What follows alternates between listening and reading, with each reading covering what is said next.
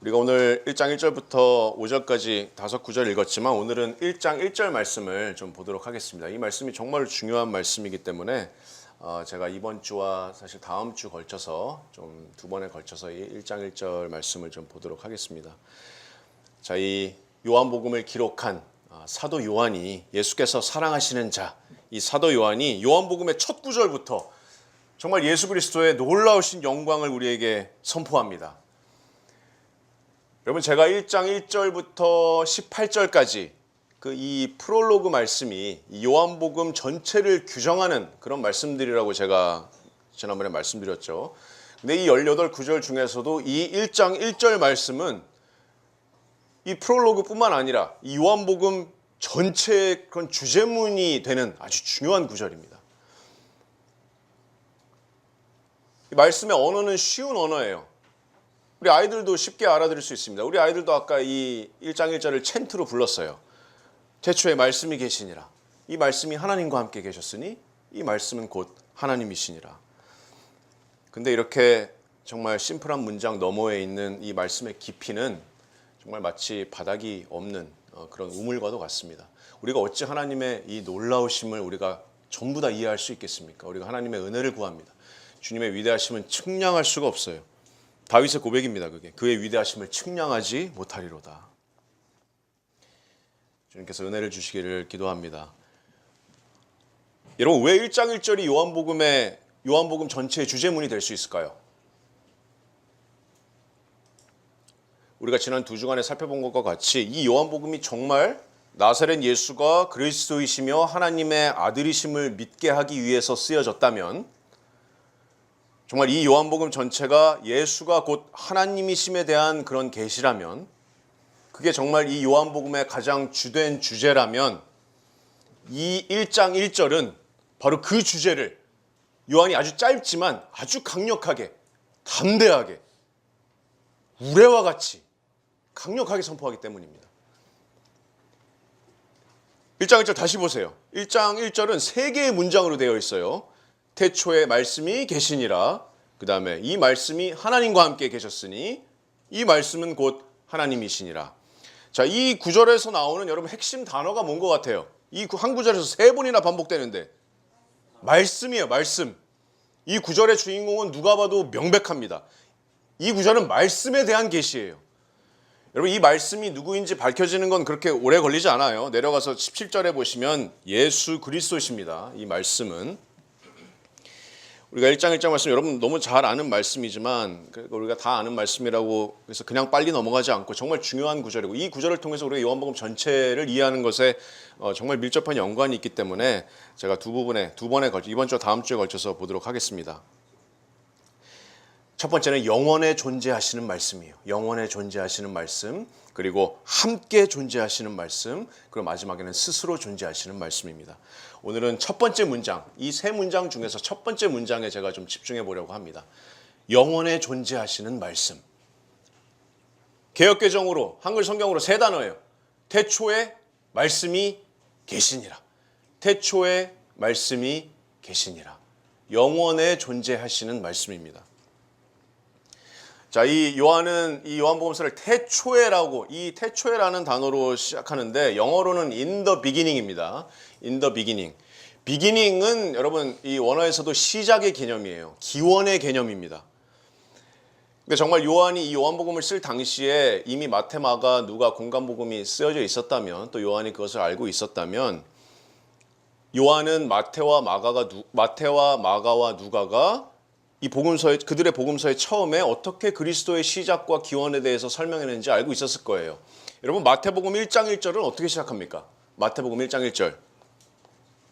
제가 읽어볼게요. 아브라함과 다윗의 자손 예수 그리스도의 계보라, 이렇게 시작해요. 여기서 계보라는 이 헬라어 단어가 제네시스입니다. 기원, 시작이라는 그런 의미를 가지고 있어요. 이 땅에 사람으로 오신 예수 그리스도의 그 기원, 족보의 기원에 대해서 이야기합니다. 마태복음 1장 1절은. 다 마가복음 1장 1절은 어떻게 시작할까요? 하나님의 아들 예수 그리스도의 복음의 시작이라, 이렇게 시작합니다.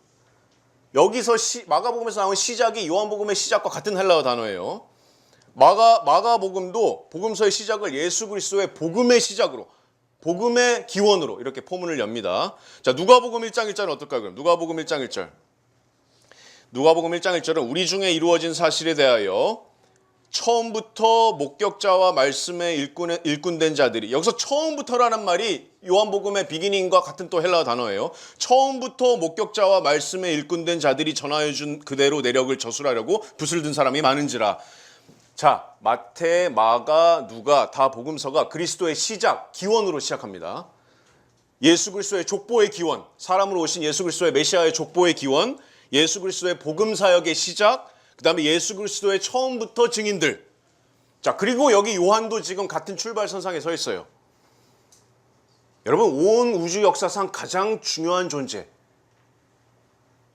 그 존재에 대한 책을 기록하는 일은 정말로 엄청난 일입니다. 여러분, 어떻게 처음 시작하겠어요? 어떻게? 요한도 공관복음과 같이, 마테마가 누가복음과 같이 기원, 시작으로 출발합니다. 근데 요한은 좀 특별해요. 요한이 주목하는 시작이나 기원은 처음부터 예수님을 목격한 자들이 아니에요. 요한이 주목하는 시작은 예수님의 복음사역 시작도 아닙니다. 다윗을 거쳐서 아브라함까지 올라가는 그런 계보도 아니에요. 누가복음 족보에는 여러분 알다시피 아담까지 올라가는 계보가 있어요. 그것도 아닙니다. 요한이 우리를 이 모든 기원과 시작보다 훨씬 더 이전으로 우리를 데려갑니다. 요한이 지금 우리한테 펼쳐주는 그 시작과 기원은 바로 태초입니다. 태초. 태초인데 이게 무슨 태초예요, 그러면? 무슨 태초입니까? 예수님 사역 태초예요? 예수님 계보의 태초예요? 이거 무슨 태초예요? 여러분, 태초에 딱 들으면 바로 연상되는 구절이 어느 구절입니까? 창세기 1장 1절이에요. 창세기 1장 1절. 어떻게 시작하죠? 태초에 하나님이 천지를 창조하시니라. 태초에 하나님이 천지를 창조하시니라. 여러분, 구약 성경을 헬라어로 번역한 예수님 당시에도 있었던 70인경 성경에도 창세기 1장 1절을 헬라어로 보면 태초에가 요한복음의 1장 1절 태초에와 똑같아요. 똑같이 시작합니다. 여러분, 요한은 우리를 요한복음의 시작부터 이 온 우주 만물, 이 모든 은하계, 별들, 지구와 달, 온 창조물들의 태초로 우리를 데려가는 겁니다. 여러분, 이 구절의 주인공이신 말씀이신 예수님의 기원은 여러분 2000년 전에 베들레헴 그 말 구유가 아니에요. 마리아나 요셉도 아닙니다. 다윗도 아브라함도 아니에요. 예수 그리스도의 존재의 근원은 바로 태초에 있는 창조세계 밖의 영원입니다. 영원. 예수 그리스도의 존재의 근원은. 여러분, 요한이 여기서 태초에를 썼다는 건 아주 다분히 의도적이에요. 요한의 단어 선택입니다. 다분히 의도적인 요한의 단어 선택이에요. 여러분, 이 태초에는 여러분도 이렇게 지금 바로 느꼈듯이 구약을 아는 사람이라면 굳이 설명하지 않아도 단번에 알아차릴 수 있는 아주 분명한 표식입니다. 유대인들은 보고 단번에 알아차릴 수 있어요. 여러분, 다른 복음서도 그렇지만 요한복음도 정말 구약 성경의 토대로 쓰여진 책입니다. 그래서 요한이 이 요한복음 전체를 보면 기록되었으되 성경을 응하게 하려 함이라, 이런 것들이 정말 많아요. 구약에 있는 개념들, 유대인들이 예수님을 거부한 것조차 구약 이사야서의 성취다, 이런 것들을 이제 밝혀줘요. 구약 성경이 정말 토대로 되어 있습니다. 요한의 정말 깊은 구약에 대한 통찰과 그런 믿음들이 이 요한복음서에 그대로 많이 녹여져 있어요. 직접 인용도 많이 되어 있고, 이 복음서의 시작도 그래서 마찬가지입니다. 요한은 단지 그냥 창세기 1장 2절에 있는 그 1장 1절에 70인경 성경에 있는 그 1장 1절의 태초에라는 단어만을 지금 여기서 메아리 치고자 하는 게 아니에요. 여러분, 창세기 1장 1절에서 5절까지랑 그 다음에 요한복음 1장 1절에서 5절까지 내용을 잘 비교해서 여러분 잘 보면 창세기의 그 창조의 내용이 요한복음에서도 보입니다. 자, 창세기 1장 1절에 태초에 하나님이 천지를 창조하시니라. 자, 요한복음 1장 3절에도 만물이 그로 말미암아 지은 바 되었으니 지은 것이 하나도 그가 없이는 된 것이 없느니라. 하나님의 창조의 역사예요. 또 창세기 1장 보면은 1장 3절 보면은 하나님이 빛을 만드시는데 어떻게 만드시죠? 빛을? 하나님이 이르시되, 하나님이 말씀하시는 거예요. 하나님의 말씀이에요. 하나님이 말씀하시자 빛이 있으라 하시니 빛이 있었고, 창세기 1장 4절 보시면 하나님이 빛과 어둠을 나누사 하나님이 빛을 낮이라 부르시고 어둠을 밤이라 부르시니라.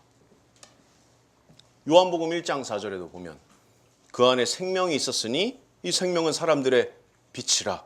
빛이 어둠에 빛이 돼 어둠이 깨닫지 못하더라. 좀 더 나은 번역은 어둠이 이기지 못하더라. 여러분, 요한이 단순히 창세기 1장 1절 태초에라는 단어만 갖다 쓴 게 아닙니다. 요한은 이 예수 그리스도에 대한 이야기가 그냥 뜬금없는 얘기가 아니라 구약의 창조랑 아주 깊은 연관이 있다는 것을 지금 알려주는 거예요. 유대인들의 입장에서는 창조 때 시작된 하나님의 구속 역사가 지금 계속 진행되고 있구나라는 것을 유대인들에게도 알려주는 겁니다. 무엇보다도 태초에 생명과 빛을 창조하신 말씀이신 예수 그리스도께서 이제는 자신이 직접 세상의 빛으로 생명의 떡으로 이 땅에 오신 거예요. 그게 이 프롤로그의 선포입니다. 그리고 이제 십자가와 부활을 통해서 죄와 사막에 있는 죄인들을 새로운 피조물로 만드실, 말하자면 새 창조의 선포입니다.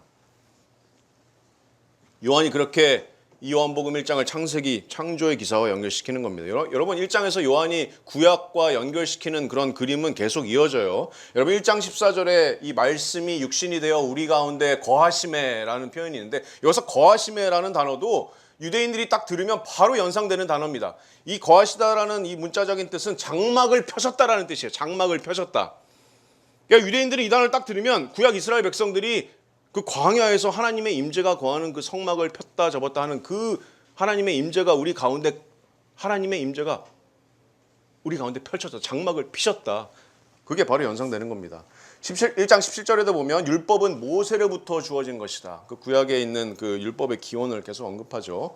그래서 요한이 창조의 이야기와 더불어서 그 구약의 여러 가지 중요한 주제나 개념들을 이 프롤로그에 계속 녹여내는 겁니다.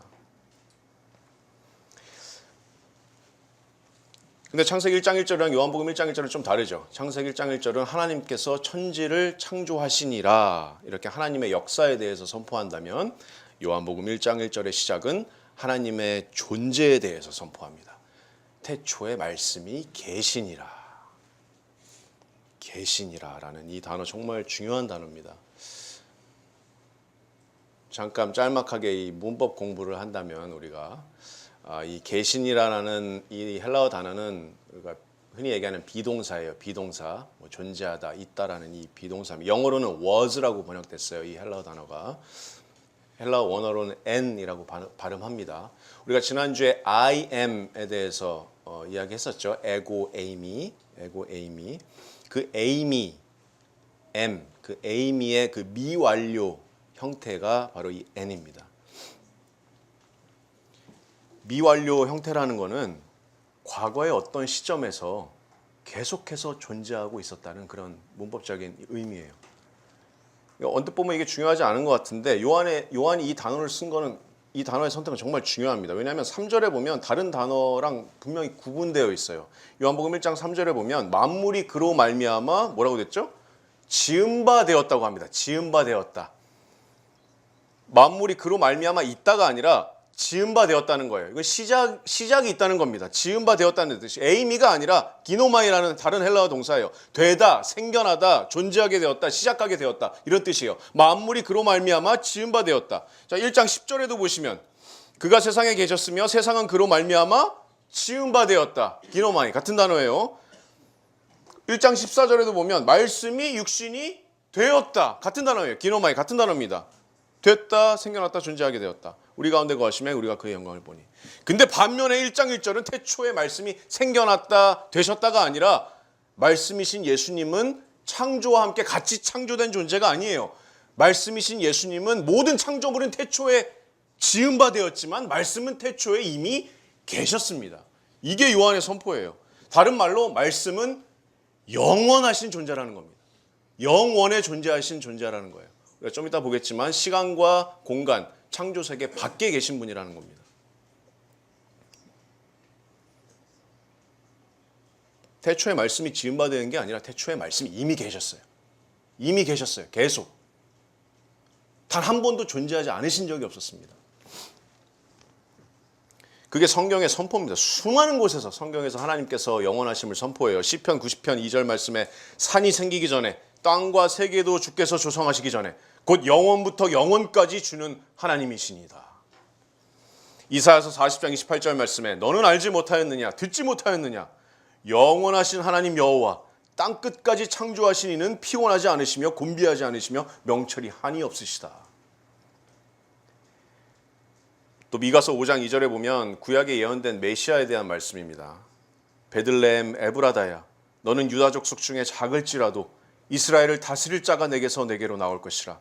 그의 근본은 상고에 영원에 있느니라. 영원에 존재하시는 말씀이에요. 영원에. 여러분, 영원에 존재하신다는 것은 우리 피조물이 쉽게 이해할 수 있는 그런 개념이 아닙니다. 우리는 영원에 있지 않기 때문에. 우리는 창조 세계 안에 있습니다. 우리는 시공간 안에 있어요. 하나님이 위대하심을 우리가 측량할 수 없는 겁니다. 하지만 하나님은 우리가 근본적으로 다르신 분이에요. 초월하시는 분입니다. 거룩하신 분이에요. 그 말씀이신 하나님은 영원에 존재하고 있어요. 영원에.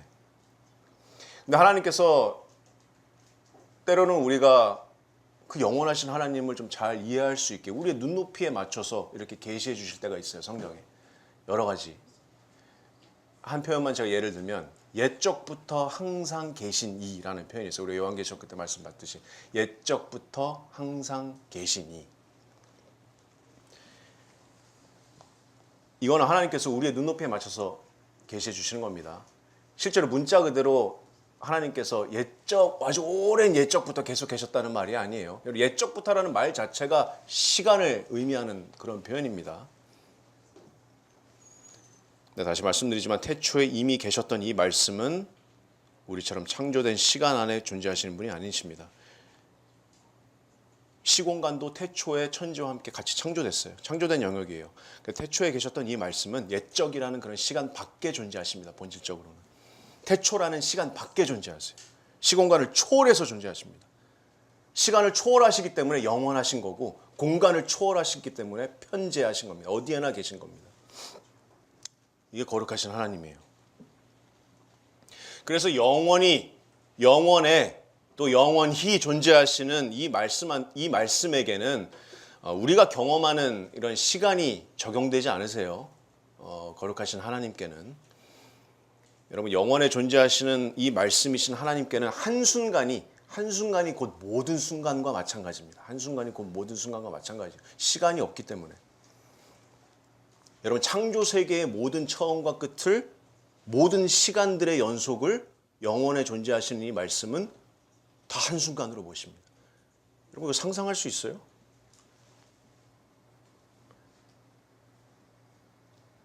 저 여러분의 시공간 안에 사는 피조물들이에요. 시공간 안에. 우리는 시간의 연속을 경험합니다. 변화를 경험해요. 그렇게 나이를 먹는 겁니다. 우리 오늘 이소, 아까 잠깐만, 이소 어디 갔죠? 예, 우리 이소 나온 지 지금 이제 태어난 지 벌써 60일이 됐는데 이제 점점 커가고 있어요. 우리 은성이랑 채은이도 저만한 때가 있었는데 시간이 지나면서 자라고 있는 겁니다. 생명이 자라는 거예요. 이제 우리도 40대, 50대를 향해서 가고 있습니다. 어떤 인간도 한순간에 모든 생명을 소유할 수 없어요. 우리는 시간 안에 있기 때문에. 과거는 흘러가고 계속해서 흘러가고 미래는 저 넘어 있는 겁니다. 피조물의 한계예요. 근데 태초에 이미 계셨던 말씀은 우리랑 근본적으로 다르다는 겁니다. 이 말씀은 우리 피조물이랑은 달리 단 한 번도, 단 한순간도 시간의 연속이나 생명의 변화가 없으신 거예요. 그렇다면 모든 무한하고 완전하신 생명을 언제나 영원히 충만하게 소유하고 계신 겁니다. 그래서 이 말씀이 생명이신 거예요. 우리가 몇 주 있다가 다시 보겠지만, 그래서 생명이신 겁니다. 모든 이 땅 가운데 있는 모든 생명들의 근원이 되시는 분이 완전한 생명이십니다. 영원한 생명이세요. 변화가 없으세요. 여러분, 여러분의 하나님 예수 그리스도가 그렇게 영원하신 존재입니다. 영원하신 존재예요. 여러분 이 진리를 우리가 뭐 하루 종일 얘기해도 모자라지만 여러분 이 진리를 여러분 깊이 묵상한다면 이 영원하신 하나님이 나의 구주 예수 그리스도가 되신다면 여러분 내가 무엇을 두려워하리요? 내가 무엇을 두려워하리요? 두려울 거 없는 겁니다. 태초에 말씀이 계시니라. 여러분 이 말씀의 기원은 다시 말씀드리지만 베들레헴도 아니고 아담도 아닙니다. 아브라함도 아니고 다윗도 아니에요. 이 말씀은 영원에 존재하십니다. 영원에 존재하세요. 시작과 끝이 없으십니다. 자, 그럼 세 번째로 여러분 태초에 뭐가 계시니라? 말씀이 계시니라. 여러분 말씀이라는 이 헬라어 단어는 여러분들이 한 번쯤은 들어보신 로고스라는 단어입니다. 로고스라는 단어가 말씀이라는 단어예요. 여러분 이 구절 여러분 너무나도 잘 아는 구절인데 요한이 예수님을 왜 말씀이라고 표현했을까요? 뭐 복음서에서 요한이 자주 쓰는 다른 표현들 있잖아요. 뭐 하나님의 아들이라는 표현 정말 많이 쓰거든요. 요한이 왜 태초에 하나님의 아들이 계시니라 하면 더 낫지 않나요? 아니면 태초에 예수가 계시니라 더 낫지 않아요? 왜 요한이 태초에 말씀이 계시니라 왜 예수님을 말씀으로 표현했을까요? 왜 말씀이세요? 어떤 사람들은 얘기해요. 요한이 예수님을 가리켜서 헬라어 단어 로고스를 쓴 것은 그 당시에 그 요한 당시에 그 고대 그리스 철학의 영향을 너무 많이 받아서다. 그 영향 받아서 로고스라는 단어를 썼다. 물론 당시에 그 로고스라는 이 헬라어 단어가 정말 영향력 있는 그런 단어였고 영향력 있는 개념이었어요. 그 당시에 로마 제국 전역에 퍼져 있는 그런 철학이었습니다. 여러분 이 기원에 대해서 많이 자세히 알 필요는 없지만 스토아 학파라는 그 학파들이 제논에서 시작된 스토아 학파라는 그 학파들이 이 로고스라는 이 단어 자체는 여러 가지 의미가 있어요. 말, 뭐 이성, 원리 뭐 여러 가지 될 수가 있지만 이 철학자들이 어떻게 이 로고스를 정의하냐면 우주 전체에 스며들어 있는 강력한 어떤 신적인 원리 이렇게 설파하기 시작합니다. 그래서 로고스가 그 로마 제국 전역에 이 로고스라는 사상이 전역에 퍼져 있었어요. 예수님 당시에도 있었습니다. 이 변화무쌍한 세상을 관통하는 질서가 바로 로고스다. 이 로고스가 우주를 만들어서 지탱하는 어떤 거대한 이성적인 에너지다. 이게 바로 로고스예요. 그 당시 헬라어 철학에서. 그 요한이 예수님을 로고스라고 표현한 이유가 그럼 당시에 이렇게 편만했던 어떤 헬라의 철학의 영향을 받았을까요? 아니에요. 여러분 제가 질문해 볼게요. 요한이 정말 평생 동안 가장 많이 영향을 받았던 게 뭘까요? 요한은 뭐에 가장 영향을 많이 받았을까요? 요한 어느 민족 사람이에요? 요한이? 유대인입니다. 유대인이라면 여러분 어렸을 때부터 가장 영향 많이 받는 게 뭡니까? 구약이에요. 구약 성경. 그래서 요한복음의 시작부터가 창세기 모티브인 겁니다. 이런 바울이 디모데 후서에서도 말했어요. 너희가 어렸을 때부터 성경을 알았나니 너희 할머니와 어머니에게부터 어렸을 때부터 성경을 아는. 요한도 어렸을 때부터 예수님 만나기 전부터 이미 구약을 배워왔을 겁니다. 유대인이라면. 왜 요한이 침례 요한을 따라다녔겠어요? 사도 요한이. 무엇보다 지금 요한에게는 모든 진리로 인도해 주시는 성령 하나님께서 내주에 계십니다. 요한이 요한복음을 쓸 당시에. 여러분 왜 예수 그리스도가 말씀이냐고요? 여러분 말씀이 구약에서 어떻게 계시가 됩니까? 여러분 말씀은 구약에서 하나님 역사의 중심에 있습니다. 말씀은 구약 성경에서 하나님의 역사의 중심에 있어요. 여러분 말씀은 창조합니다. 말씀은 창조예요.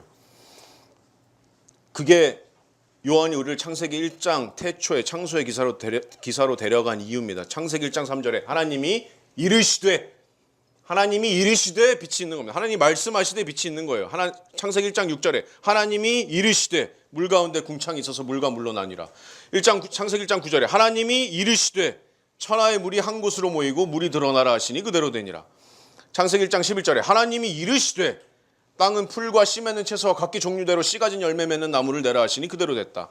1장 14절 하나님이 이르시되 하늘에 궁창에 광명체들이 있어 낮과 밤을 나누게 하시고 그것들로 징조와 계절과 날과 해를 이루게 하라. 여러분 온 우주와 그 안에 있는 만물들이 어떻게 창조가 됐습니까? 하나님 말씀으로 하나님이 이르시되 창조가 된 겁니다. 여러분 시편 기자가 그 사실을 아주 잘 알고 있었어요. 그래서 시편 33편 6절에 보면 여호와의 말씀으로 하늘이 지음이 되었으며 그 만상을 그의 입 기운으로 이루었도다 이렇게 선포합니다. 그리고 다시 우리가 요한복음 1장 3절로 돌아오면 여러분 만물이 그로 말미암아 지은 바 되었으니 지은 것이 하나도 그가 없이는 된 것이 없느니라 선포합니다. 여러분 창조의 때에 하나님이 이르시되 온 우주 만물이 지음을 받은 것처럼 말씀이신 예수 그리스도가 이 온 우주의 창조자이십니다. 말씀이 창조하셨어요. 물론 태초에 우리가 성령 하나님께서도 계셨다는 걸 우리가 알고 있죠. 창세기 1장 2절에 보면 성령께서 하나님의 영이 흑암 가운데 수면 위를 운행하십니다. 그래서 결국 창조는 삼위 하나님의 역사예요. 성부, 성자, 성령 하나님의 역사입니다. 성부 하나님께서 말씀이신 예수 그리스도를 통해서 성령으로 온 우주의 생기를 불어넣으신 겁니다. 말씀은 이처럼 창조의 엔진과도 같아요. 말씀이 나가면 창조되는 겁니다. 말씀은 창조합니다. 또 구약을 보면 여러분 말씀이 또 놀라운 역할을 하는데 여러분 말씀은 두 번째로 계시합니다. 말씀은 나타내줘요. 말씀은 계시합니다. 뭘 나타내줘요? 하나님을 계시해 주는 거예요. 말씀은. 여러분 얼마나 많은 선지자들이 여호와의 말씀이 임하여 이르시되 합니까? 여호와의 말씀이 임하여 이르시되. 이사야서 38장 4절에 여호와의 말씀이 선지자 이사야에게 임하여. 예레미야서 1장 4절에 여호와의 말씀이 내게 임하시니라. 아모스 3장 8절에 사자가 부르짖은즉 누가 두려워하지 아니하겠느냐. 주 여호와께서 말씀하신즉 누가 예언하지 아니하겠느냐. 여러분 하나님께서는 많은 다른 부분으로도 자신을 나타내시지만 특별히 말씀을 통해서 자신의 뜻, 자신의 생각, 자신의 계획, 자신의 본질 계시하십니다. 말씀은 계시예요. 말씀은 하나님을 나타냅니다. 그게 말씀의 역사예요.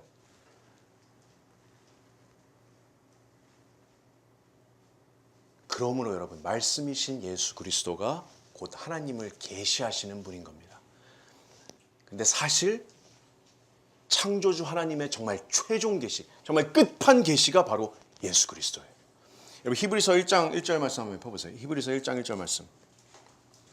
여러분 잘 아시는 말씀인데 히브리서 1장 1절 말씀을 보면 히브리서 1장 1절 말씀에 옛적의 선지자들을 통하여서 여러 부분과 여러 모양으로 우리 조상들에게 말씀하신 하나님이 하나님께서는 구약에서 말씀뿐 아니라 여러 모양 여러 부분으로 나타내셨어요. 직접 말씀으로 계시하시기도 하시고 율법으로 나타내시기도 하시고 구름 기둥 불 기둥으로 나타나시고 떨기나무에서 나타나시고 근데 다 부분적이었어요. 다 여러 모양 다 여러 부분이었지만 부분이에요. 완전하지 않아요. 어떤 선지자도 하나님을 완전하게 계시하지 못합니다. 근데 1장 2절에 이 모든 마지막 날에는 이 모든 날 마지막에는 누구를 통하여 말씀하셨다고요? 아들을 통하여 우리에게 말씀하셨으니 이 아들을 만유의 상속자로 세우시고 또 그로 말미암아 모든 세계를 지으셨느니라. 이는 하나님의 영광의 광채시요 그 본체의 형상이시니라. 아멘. 여러분 말씀이 구약에서 하나님을 계시해 주던 것과 같이 이제는 말씀이신 예수 그리스도가 창조주 하나님의 모든 것을 완전하게 계시하시는 최종 계시자가 되시는 겁니다.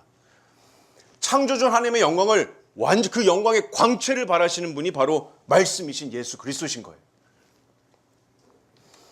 요한복음 1장 18절 말씀에 본래 하나님을 본 사람이 없으되 아버지 품속에 있는 독생하신 하나님이 나타내셨느니라. 어느 때나 누구나 하나님을 본 사람이 없습니다. 하지만 이제는 여러분 아들을 보면 곧 아버지를 보는 거예요. 골로새서 2장 9절 말씀처럼 그 안에는 신성의 모든 충만이 육체로 거하시는 겁니다. 그 복음주의 신학자 또 목사였던 A.W. 핑크가 이렇게 기록했습니다. 요한복음 주석에서 이렇게 얘기했어요. 그리스도께서는 말씀으로써 하나님의 속성과 완전하심을 드러내십니다. 그리스도께서 하나님을 얼마나 충만하게 나타내셨습니까? 그분은 하나님의 능력을 보여주셨고 하나님의 지혜를 나타내셨으며 하나님의 거룩하심을 드러냈고 하나님의 은혜를 알게 하셨으며 하나님의 마음을 우리에게 열어 보이셨습니다. 하나님은 오직 그리스도 안에서만 충만하고 최종적으로 계시되셨습니다. 여러분 왜 예수님께서 하나님을 완전하게 계시하실 수 있냐고요? 왜냐하면 예수님께서는 성부 하나님의 영원하신 독생자 되시기 때문입니다. 우리가 다음 주에도 더 보겠지만 이 말씀이신 로고스는 영원에서 영원까지 아버지와 함께 계셨던 하나님의 아들이세요. 성부 하나님께서 말씀 없이 존재하셨던 적이 없습니다. 그리고 이제 곧 펼쳐질 정말 놀라운 진리가 그렇게 근본 하나님의 본체시면서 영원하신 하나님의 아들이신 이 말씀이 육신이 되어 우리 가운데 거하셨다는 거예요. 말씀이 육신이 되셨다. 아까 우리가 부른 찬송처럼 와서 보라는 겁니다. 이 경이로운 신비를. 말씀이 육신이 되신 분이 바로 우리 주 그리스도십니다. 우리 이제 예수님 통해서 하나님 보는 겁니다. 예수님 통해서 하나님 보는 거예요. 그래서 우리가 1장 1절에 이 진리로 여러분 요한복음 전체를 바라보는 겁니다. 예수님을 통해서 영이신 하나님의 영광을 우리가 바라보는 거예요. 예수님의 모든 말 하나하나, 삶 하나하나, 사역 하나하나, 모든 것이 삶 전체를 통해서 우리가 하나님의 영광을 바라보는 거예요. 요한이 왜 예수님을 말씀으로 기록했는지 여러분 아시겠어요? 말씀이신 예수 그리스도는 구약에서 말씀이 역사한 것처럼 온 만물의 창조주이십니다. 또 말씀이신 예수 그리스도는 구약에서 말씀이 역사한 것처럼 창조주 하나님을 계시하는 계시자이신 거예요.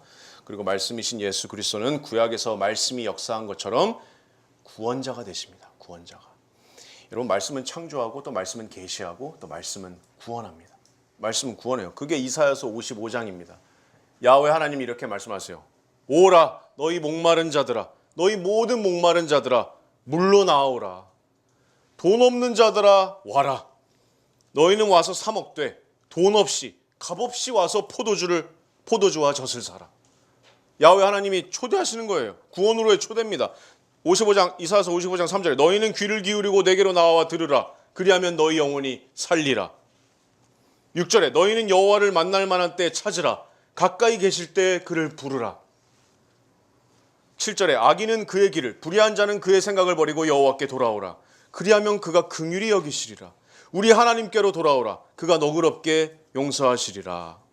자, 그리고 55장 10절 11절에 놀라운 말씀이 있는데 이거 볼게요. 이는 비와 눈이 하늘에서 내려서 그리로 되돌아가지 아니하고 땅을 적셔서 소출이 나게 하며 싹이 나게 하며 파종하는 자에게는 종자를 주며 먹는 자에게는 양식을 준 것과 같이 내 입에서 나가는 말도 이와 같이 헛되이 내게로 되돌아오지 아니하고 나의 기뻐하는 뜻을 이루며 내가 보낸 모든 일에 형통함이로라. 자, 하나님의 말씀이 나가면 헛되이 돌아오지 않고 하나님의 모든 기뻐하는 뜻을 이룬다는 겁니다. 하나님의 말씀이 나가면 하나님께서 구원하시고자 하는 자를 구원하시는 겁니다. 하나님의 말씀이 나가면 구원하는 거예요.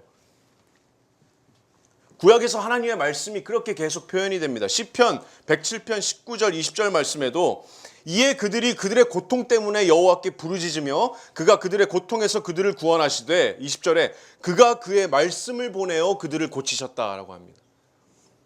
위험한 지경에서 건지시도다. 여호와의 인자하심과 인생에게 행하신 기적으로 말미암아 그를 찬송할지어다. 말씀이 나가면 영혼이 고침을 받는 겁니다. 말씀을 보내시는 거예요. 에스겔서 37장 4절 5절 말씀에 너는 이 모든 뼈들에게 대언하여 이르기를 너희 마른 뼈들아 여호와의 말씀을 들을지어다. 주 여호와께서 이 뼈들에게 이같이 말씀하시기를 내가 생기를 너희에게 들어가게 하리니 너희가 살아나리라. 하나님 말씀이 나가면 마른 뼈가 생기를 찾는 겁니다.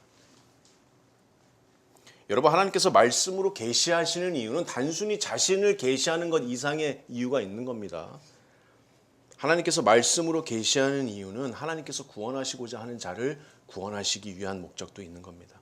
말씀이 나가면 그 뜻을 이루는 겁니다. 정죄를 당할 자는 더 정죄를 받는 거고 구원을 받을 자는 말씀으로 구원받는 거예요. 여러분, 일반 계시로 구원받는 거 아닙니다. 말씀으로 구원을 받는 거예요. 여호와의 율법은 완전하여 너의 영혼을 소성시키는 겁니다. 말씀이 타겟하는 것은 우리의 영혼이에요. 그래서 말씀의 은혜, 하나님의 복음의 은혜는 우리가 저항할 수 없는 은혜인 겁니다. 하나님 말씀이 나가면 그 뜻을 이루는 거예요. 그래서 하나님의 은혜가 저항할 수 없는 은혜인 거예요. 하나님의 말씀이, 하나님의 복음의 영광이 우리 마음에 비춰지면 어둠은 끝나는 겁니다. 거기서. 어둠이 이기지 못하는 거예요. 태초에 빛이 있으라 하니 빛이 있었던 것처럼 우리 마음에 예수님의 복음을 통해서 예수님의 영광을 아는 빛을 우리한테 비추시면 어둠은 거기서 끝나는 겁니다. 말씀은 구원합니다. 이렇게.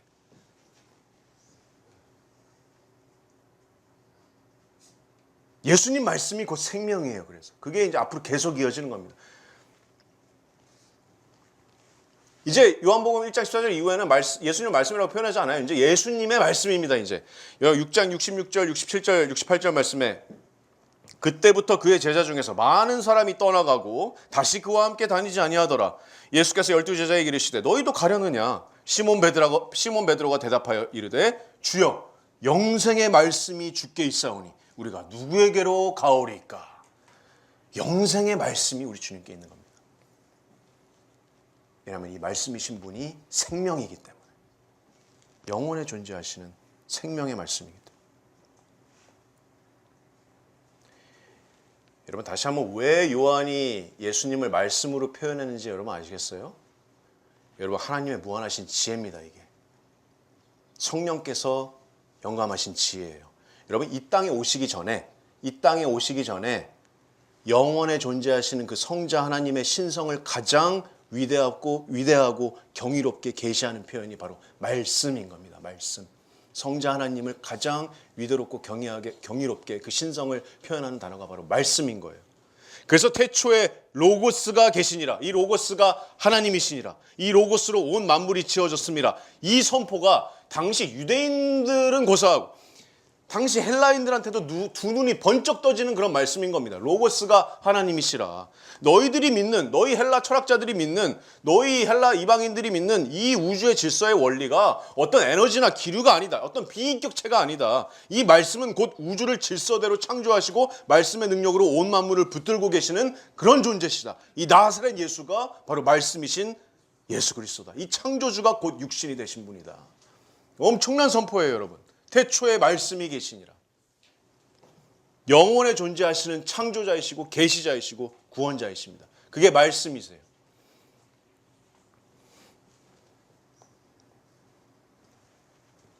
요한이 이제 14절 말씀이 육신이 되어 이후에는 이제 요한복음에서 예수님을 단 한 번도 말씀이라고 칭하지 않습니다.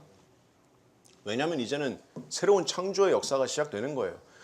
성자 하나님께서, 말씀이신 성자 하나님께서 우리의 관점에서 시공간 안으로 이제 들어오셔서 육신이 되셨으면 이제는 성령으로 잉태하신 하나님의 아들, 이 나사렛 예수의 삶을 따라가면 되는 겁니다. 이제 예수님 말씀 들으면 되는 거예요. 예수님 계시를 보면 되는 겁니다. 예수님이 오병이어의 기적을 행하시는, 창조의 기적을 행하시는 걸 우리가 보면 되는 거예요. 말씀은 창조자이시고 계시자이시고 구원자이십니다. 여러분, 이 영원에 존재하시는 말씀이, 이 예수 그리스도가 여러분의 구원자가 되십니까? 여러분의 구원자가 되세요? 아까 이사야서 55장 말씀에 하나님의 말씀이 나가면 헛되이 돌아오지 않고 하나님의 기뻐하시는 뜻을 이룬다고 말씀하고 계세요. 하나님은 심판과 구원을 위해서 말씀을 보내십니다. 여러분, 왜 요한복음에서 정말 많은 곳에서 아버지가 아들을 보냈다고 하는지 여러분 이해가 되세요? 하나님이 세상을 이처럼 사랑하사 독생자를 주셨다. 여기 보내다라는 단어입니다. 보내다. 예수님도 계속해서 증언하세요. 아버지가 나를 보내셨다. 나를 보내신 이가 있다. 여러분, 아들을 보내신 것이 곧 하나님께로부터 말씀이 보내신 겁니다. 말씀이 나가는 거예요. 말씀이 나가는 겁니다.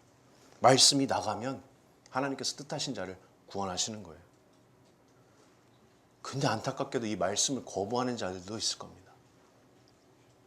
요한복음 12장 48절 말씀에 나를 저버리고 내 말을 받지 아니하는 자를 심판할 이가 있으니 곧 내가 한 그 말이 마지막 날에 그를 심판하리라. 요한복음에서는 더 이상 예수님을 말씀으로 묘사하진 않지만 여러분, 요한이 쓴 요한계시록에 한 번 더 등장합니다. 요한계시록 19장 11절 말씀에 이 장면은 예수님께서 마지막에 세상의 끝에서 이 세상을 구원할 구원자가 아니라 이 세상을 심판할 심판자로 오시는 모습이에요. 요한계시록 19장 11절, 정말 가공할 만한 광경입니다. 요한계시록 19장 11절 말씀에 제가 읽어볼게요. 또 하늘이 열린 것을 내가 보니 보라, 백마와 그것을 탄 자가 있으니 그 이름은 충신과 진실이라. 그가 공의로 심판하며 싸우더라. 그의 눈은 불꽃 같고 그 머리에는 많은 관들이 있고 또 이름 쓴 것 하나가 있으니 자기밖에 아는 자가 없고 또 그가 피 뿌린 옷을 입었는데 그 이름은 하나님의 말씀이라 칭하더라. 여러분, 하나님 말씀이신 이 예수 그리스도를 구원자가 아니라 여러분 심판자로 만나면 그건 여러분의 영과 육의 영원한 파멸입니다. 이 예수님 심판자로 만나면 여러분 영과 육의 영원한 파멸이에요. 여러분, 예수님 알지 못하고 여기서 죽으면 소망 끝나는 겁니다. 죽으면 소망 끊어지는 거예요. 회개할 기회 없는 겁니다. 그 길로 가지 않기를 바랍니다. 요한이 이 책을 기록한 목적입니다. 죄에서 돌이켜서 예수가 그리스도이시고 하나님의 아들이심을 믿게 하려 하며 또 믿고 너에게 영생을 얻게 하려 하심이라. 심판에서 건져주시고 나의 죄를 용서하실 유일한 구원자이신, 유일한 길과 생명이 되시는 예수께서 하나님의 아들이심을 여러분 믿으시기를 바랍니다. 그리고 이미 복음을 통해서 구원받고 또 영원한 생명 안에 거하는 우리 지체들, 우리 아까 베드로의 고백과 같은 고백이 우리의 고백이 되기를 원합니다. 우리가 어디로 가겠습니까 도대체? 어디로 가겠어요? 주께만 영생의 말씀이 있는데 우리가 어디로 가겠습니까? 나를 구원하시고 또 지금도 말씀을 통해서 자신의 영광을 계시하시고 또 나를 그 말씀으로 깨끗하게 거룩하게 하시는 영원한 생명이신 우리가 주님의 말씀 안에 깊이 거하기를 바랍니다. 예수 그리스도가 저와 여러분의 전부가 되기를 간절히 소망합니다.